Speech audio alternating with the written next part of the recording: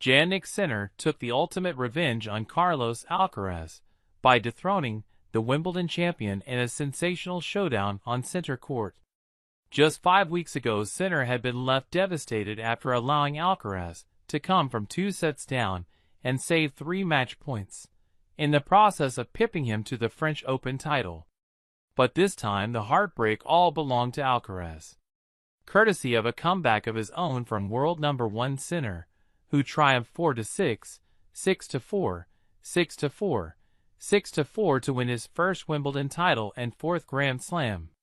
The crushing loss was Alcaraz's first defeat on the grass of SW19 since 2022, while bringing an end to his 25-game winning streak on the ATP Tour. This was the latest chapter of a rivalry which promises to go on and dominate the sport for the next decade. Between them, these two had won the last 6 Grand Slams, and 7 of the last 8. Tickets had been exchanging hands for £20,000. But however much people had paid for the hottest ticket in town, it went on to prove money well spent. Because these two sporting gladiators traded heavyweight blows from the start, and didn't stop. Alcaraz opened the match with an ace, and was to hurl down a serve of 140 miles per hour, the fastest of his Grand Slam career, in the process of taking the opening set 6-4. One he won with an outrageous backhand winner, leaving the crowd eating out of the palm of his hand. The King of Spain has turned up to watch tennis royalty, and wasn't being disappointed. But Sinner, fueled by the prospect of redemption in the wake of his persecution in Paris, had no intention of buckling. Quite the opposite, in fact.